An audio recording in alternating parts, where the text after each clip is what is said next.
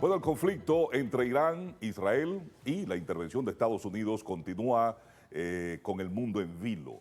Hay un cese al fuego que se ha violado.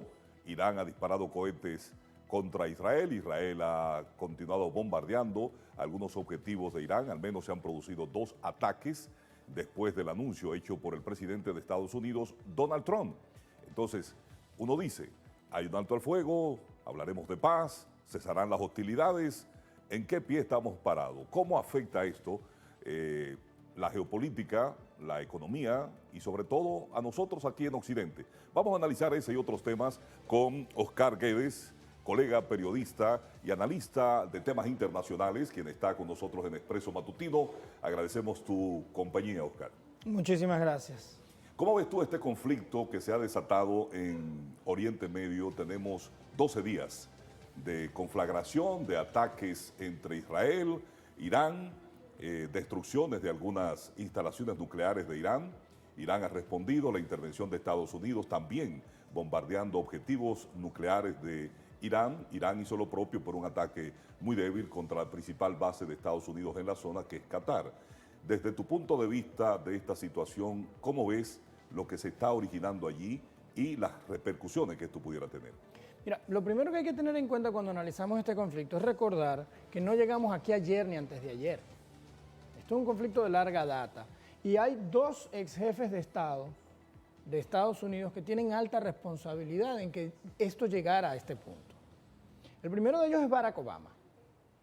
En 2009, el presidente de Brasil, otra vez presidente de Brasil, Lula da Silva, se traslada a Irán junto con el presidente turco, entonces primer ministro Recep Tayyip Erdogan, y logran junto al presidente iraní Mahmoud Ahmadinejad un acuerdo para que Irán dejara de enriquecer uranio, que solamente en ese momento lo enriquecía creo que al 5% o al 2%, lo intercambiara con Rusia a través de Turquía y recibiera el uranio enriquecido al nivel que ellos necesitaban para su programa nuclear de investigación científica, generación de energía, temas medicinales y de agricultura, etcétera, etcétera. Ese acuerdo se logró justo cuando Estados Unidos, entonces el presidente era Barack Obama, estaba amenazando con imponer sanciones económicas duras a toda la economía iraní. Ese acuerdo se anuncia, se le comunica a Estados Unidos, el presidente Lula se toma la molestia de escribir una carta directamente para Obama y se la envía. Y la respuesta de Obama fue rechazar el acuerdo e imponer las sanciones. Es decir, en 2009-2010, abril de 2010, Irán se comprometió a detener el enriquecimiento de uranio solo hasta niveles bajos de enriquecimiento y abrir todo su programa nuclear a la Agencia Internacional de Energía Atómica para que pudiera supervisar todas las operaciones. Esa acción de Obama conllevó una respuesta, y la respuesta de Irán fue, pues vamos a enriquecer nuestro uranio hasta el nivel que lo necesitamos, ya que no sirve de nada cumplir la ley, porque ese es el problema cuando se premia lo mal hecho y se castiga lo bien hecho. O sea, que se tuercen todos los principios. Al Obama castigar el acuerdo, pues Irán decide responder con las acciones del lugar, que es, bueno, vamos a enriquecer, ya no sirve de nada el acuerdo, vamos a seguir enriqueciendo.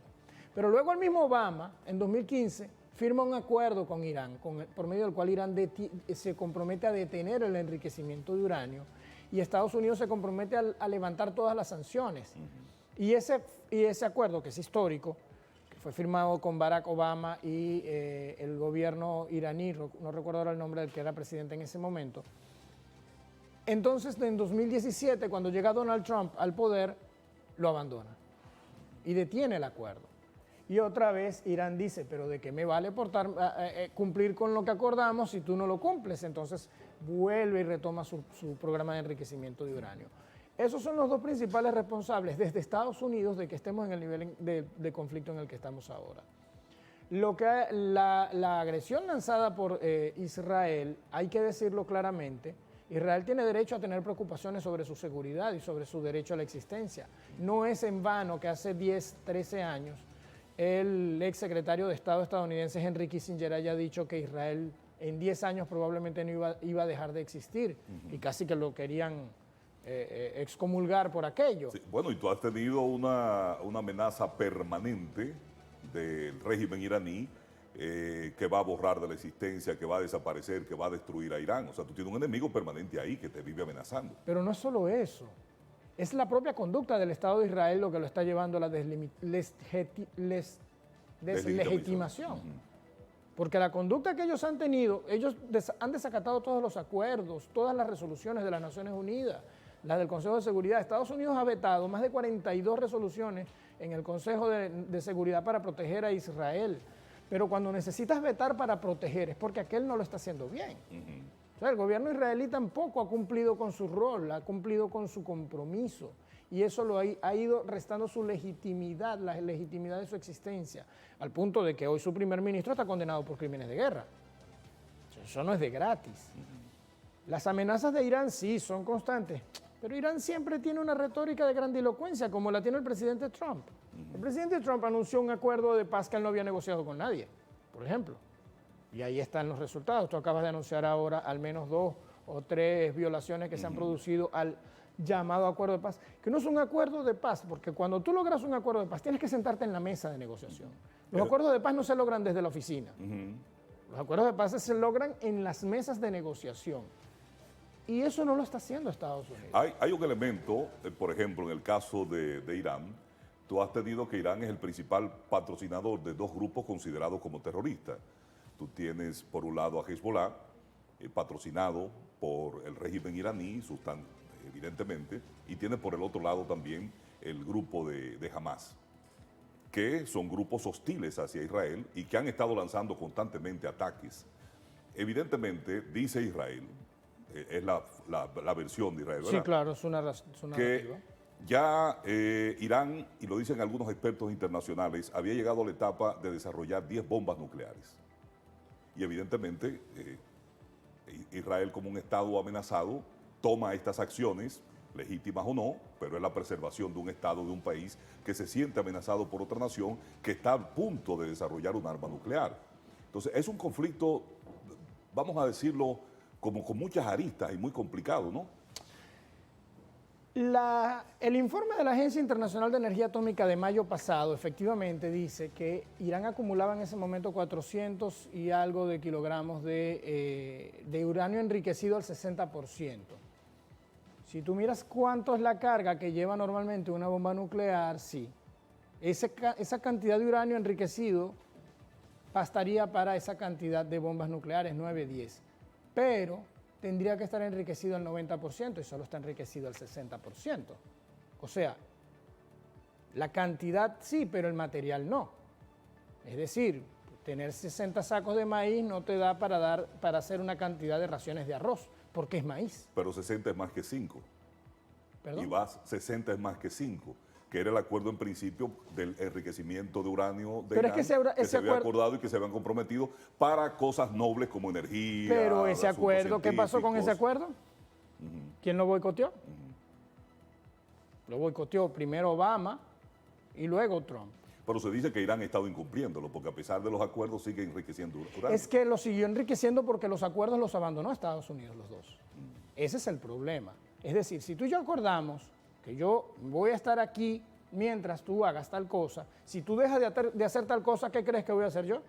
Voy a dejar de estar aquí. O sea, para eso son los acuerdos, para que lo cumplamos los dos, si no, no tienen sentido los acuerdos. Ahora, ¿qué tú crees? Ahora bien, sigo con el tema del enriquecimiento.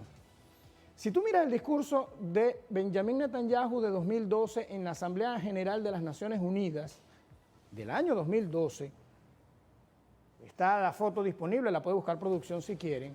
Benjamin Netanyahu se presentó con un discurso en el que dijo que Irán estaba cerca de sobrepasar la línea roja en 2012. Y donde él trazó la línea roja fue en el enriquecimiento de uranio al 90%, porque efectivamente enriquecer uranio al 90% representa una línea roja. Pero no es la única línea roja que hay que sobrepasar para fabricar armas nucleares. Tú tienes que desarrollar detonadores de precisión que son tecnológicamente muy avanzados y que Irán no está ni cerca de lograr, ni cerca tecnológicamente. Irán tiene una tecnología nacional propia, autónoma, soberana, muy importante. De hecho, Irán es el vendedor de la tecnología de drones a Rusia, por ejemplo. Hay que decir lo que es eso, ¿no? Pero en la cuestión de los detonadores no tiene ese desarrollo tecnológico, no lo ha logrado. Tampoco ha enriquecido el uranio al 90%. Tampoco ha logrado miniaturizar los dispositivos necesarios para meter un artefacto en un misil. No ha llegado allí. Eso también requiere otros ensayos, otros avances tecnológicos que Irán está lejos de lograr. Más aún, el más importante de todos, de todas las limitantes que tiene el programa nuclear iraní para si quisiera dirigirse hacia la rama militar y desarrollar armas nucleares, la principal limitación es que Irán no ha realizado un solo ensayo nuclear. Ni uno. Nadie. Rusia, Estados Unidos, China, Francia, Israel, que tiene armas nucleares, Israel sí tiene armas nucleares, Corea del Norte, nadie, ningún país en el mundo ha fabricado una bomba nuclear sin hacer un ensayo. Nadie. Como mínimo, antes de realizar un ensayo físico, es decir, de lanzar un dispositivo nuclear con una bomba nuclear y que explote y tú ver la reacción de cómo se comportó y luego hacer todos los estudios de si funcionó o no funcionó, tienes que hacer simulaciones en supercomputadores. Irán no tiene sus supercomputadores porque ni siquiera tiene acceso a los superprocesadores de computación necesarios ni siquiera para desarrollar su propia inteligencia artificial, mucho menos para ese nivel de simulación 3D y de escenarios y de simulación de todo lo que ocurriría con una reacción en cadena que genera un estallido nuclear. Es decir, Irán no solamente no ha superado el umbral de enriquecimiento de uranio, que sería el más fácil de superar, porque de una vez que tú comienzas a desarrollar la tecnología de enriquecimiento de uranio 235, pues pasar de 0 a 20 te cuesta más que llegar de 50 a 100, a 90. O sea, te cuesta mucho más. Así que es más fácil que llegue a enriquecer uranio al 90%. Pero todos los demás umbrales no están ni cerca. De hecho, hay una fatua, que es un decreto del jefe de Estado iraní, que es el líder supremo Ali Khamenei, donde prohíbe terminantemente que el programa nuclear o que el sistema o que el gobierno iraní dé siquiera el más mínimo paso para acercarse a un programa nuclear. Ahora bien, la pregunta de la comunidad científica, y la viví incluso en un espacio televisivo acá mismo, en RDTV, por ejemplo, del embajador israelí en el país, es válida. Entonces, si no vas a fabricar armas, ¿para qué enriqueces uranio al 60%, verdad? Correcto, sí. Pues porque los estados, las naciones, los programas nucleares que enfrentan desafíos de dinero, de finanzas y desafíos de logística, prefieren enriquecer a una graduación un poco más alta para reducir el tiempo de reemplazo de isótopos en los reactores. Porque si tú tienes el programa nuclear de Estados Unidos está invirtiendo ahora más de $1.000 millones para desarrollar pequeños reactores casi que portátiles para generar energía en pueblos y en pequeños espacios. El programa nuclear de Irán es como de $100 millones apenas. Irán enfrenta problemas financieros grandísimos. El bloqueo, las sanciones y todo aquello le ha generado una merma en su economía grandísima. Donald Trump lo ha dicho muchas veces, que la economía iraní está al borde del colapso. Si no fuese por las sanciones, Irán sería miembro del G20, o por lo menos sería la economía número 25, 24 del mundo. Estamos hablando de un país de más de 90 millones de habitantes. Claro, sí, y con la cuarta reserva petrolera mundial, ¿no? Y la segunda gasífera. Bueno, mira, visto esto, y evidentemente la perspectiva que tenemos por delante, porque ya ha habido ataques, ha habido destrucción, ha habido ofensa, ahora se está solicitando al Consejo de Seguridad de la ONU en una reunión urgente volver otra vez para tratar de sentar a la mesa de negociaciones. ¿Qué es lo que hay que hacer? ¿Qué es lo que hay que hacer? La vía diplomática. Que nunca ha debido abandonarse. Pero, ¿cuál es la perspectiva ahora, visto el escenario que tenemos? Un cese al fuego que está ahí como en una cuerda floja y una línea muy delgada, ¿verdad?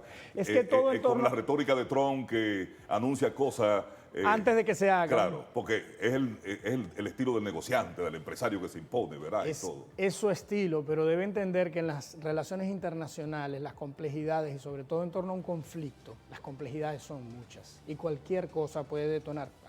Tú ves la retórica del ministro de Defensa israelí. Él no está por acatar alto fuego.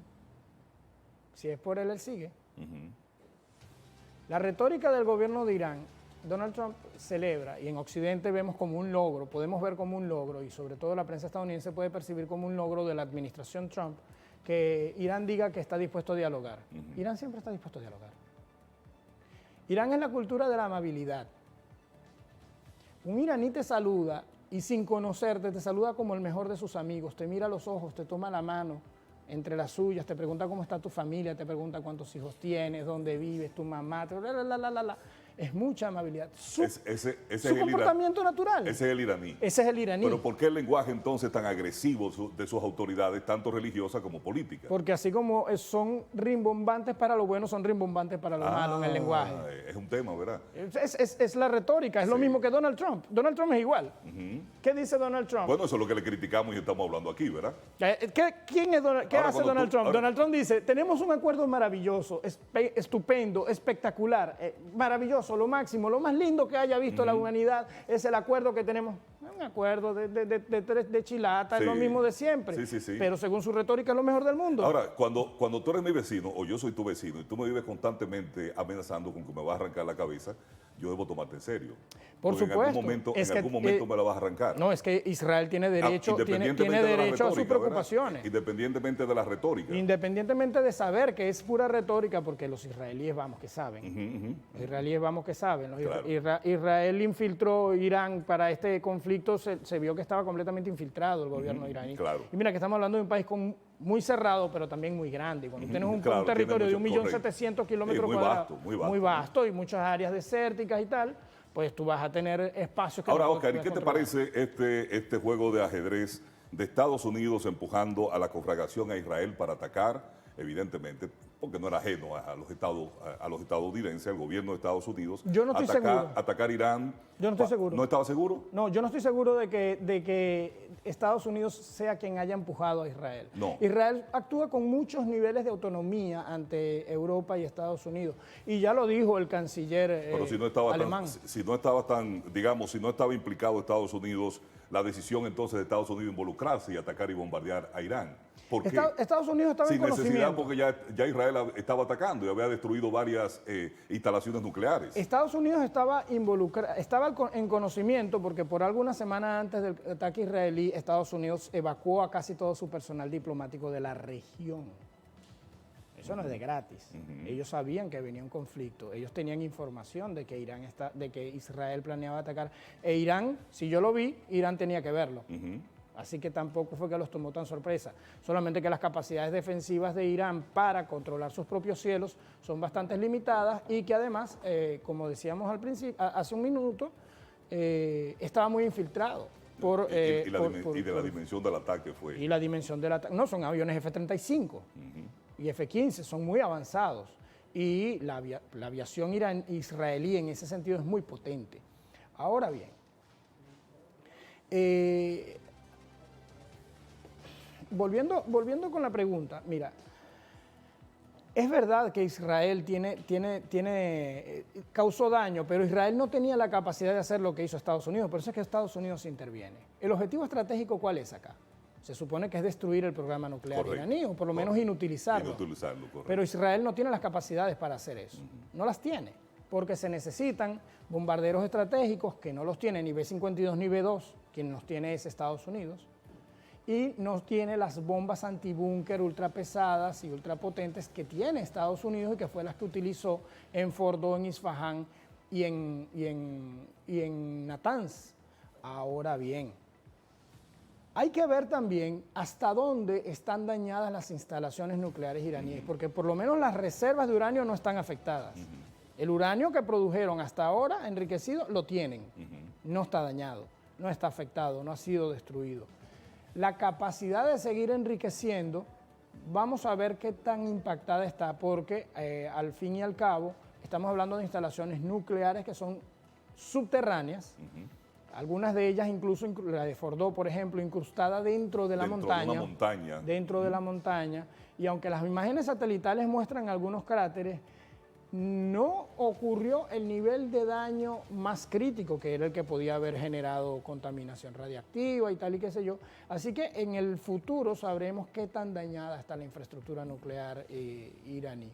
Una cosa sí te digo, el presidente Donald Trump ha demostrado, a pesar de que ahora va a pasar a la historia como un presidente más que se involucró en un conflicto, porque hasta ahora no lo había sido, hasta ahora podía presumir de ser el único presidente que no había iniciado una guerra, el presidente Donald Trump ha mostrado una gran capacidad de contención.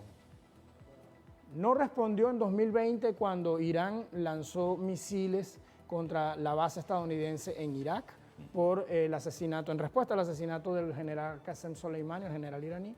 Si recuerdan, eso fue en enero de 2020. Y ahora no ha respondido, y tal parece que no va a responder, al lanzamiento de misiles de Irán contra su base militar, su base aérea en Qatar. Eso habla bien del presidente Trump. Eso habla bien de su capacidad de autocontención y que esté llamando a negociar, a pesar, fíjate, de la rimbombancia de su lenguaje, claro, y de lo grandilocuente que puede ser, y que llegó a amenazar con que toda Teherán tenía que ser evacuada. Oh, sí, señores, claro. Teherán tiene más de 10 millones de habitantes, tiene alrededor de 15 millones de habitantes, es una de las ciudades más grandes de la región. El que escuchaba eso pensaba que iban a devastar y hasta se habló incluso en el momento, en el contexto de empleo de armas nucleares. Es grandilocuencia, Sí. es lo mismo que hace Irán. Es lo mismo que hace Irán. Bueno, Oscar, es un tema conflictivo. Gracias por traernos Es luz. un tema complicado. Pero gracias. Esperamos tenerte por aquí nuevamente porque esto es un conflicto que pique y se extiende. yo quiero señalar varios puntos antes de irnos. Ajá. Uno, la importancia de que mantengamos la negociación y de que mantengamos la puerta abierta a la negociación. Eso es vital, nunca se puede cerrar. Siempre. Nunca se puede Lo cerrar. otro que debemos mantener y evitar es caer en la presión que está intentando hacer ahora el presidente Trump sobre América Latina. América Latina no debe tomar partido en esto. América Latina debe llamar a la paz porque somos una región de paz. Hace muchos años que nuestra región no vive un conflicto y así debemos mantenernos, y creo que todos queremos mantenernos así, y así que debemos seguir llamando a la paz desde América Latina. Y al ciudadano común, amigo, esto no es un partido de pelota Licey Águila. Aquí no hay que tomar partido, aquí lo que hay es que llamar a la paz porque están muriendo millones de personas. Claro, eso es. Gracias, Oscar, gracias. Bueno, un conflicto evidentemente que ha puesto al borde dicen algunos, de la Tercera Guerra Mundial, de una conflagración nuclear. La amenaza está latente. La paz es lo primordial, mantener siempre abiertas las puertas del diálogo, de la negociación, de la conversación, porque al fin y al cabo muere gente, al fin y al cabo se pierden muchas vidas. Los gobiernos siguen, las políticas se establecen, pero debemos abogar por la estabilidad de la paz y la buena convivencia. Seguimos en Expreso Matutino.